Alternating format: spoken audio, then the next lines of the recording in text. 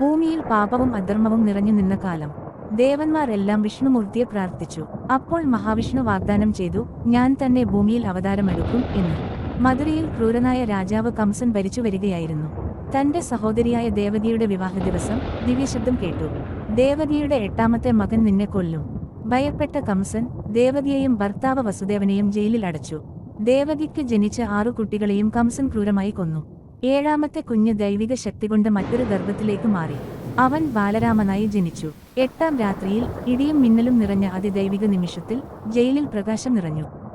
വിഷ്ണുമൂർത്തി തന്നെ 4 കൈകളോടെ പ്രത്യക്ഷപ്പെട്ടു. വസുദേവ, ഞാൻ തന്നെയാണ് നിന്റെ മകൻ. എന്നെ ഗോകുലത്തിലേക്ക് കൊണ്ടുപോകണം. കുഞ്ഞിനെ കരുതലോടെ എടുത്തു വസുദേവൻ ജയിലിൽ നിന്ന് പുറപ്പെട്ടു.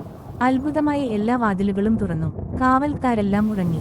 യമുനാനദി കരകവിഞ്ഞൊഴുകുമ്പോൾ ആനന്ദശേഷൻ തന്റെ വലിയ ഹോടുകൾ വിരിച്ച് കുഞ്ഞിനെ മഴയിൽ നിന്ന് സംരക്ഷിച്ചു.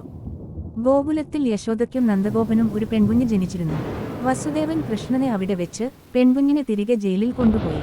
കാലത്ത് കംസൻ ആ പെൺകുഞ്ഞിനെ പിടിച്ചു എറിഞ്ഞപ്പോൾ അവൾ മഹാമായിയായി രൂപാന്തരം പ്രാപിച്ചു. നിന്നെ കൊല്ലാൻ ജനിച്ചവൻ ഇതിനകം ഭൂമിയിൽ ജീവിക്കുന്നു എന്നു പ്രഖ്യാപിച്ചു. ഇങ്ങനെ കൃഷ്ണന്റെ ദിവ്യജീവിതം ഗോകുലത്തിൽ ആരംഭിച്ചു. വെണ്ണച്ചോറിന്റെ കളികളിലും ദുഷ്ടരെ നശിപ്പിച്ച സാഹസങ്ങളിലും ധർമ്മം സ്ഥാപിച്ച മഹിമയിലും ലോകത്തെ സന്തോഷിപ്പിച്ചവൻ നമ്മുടെ പ്രിയപ്പെട്ട കൃഷ്ണൻ.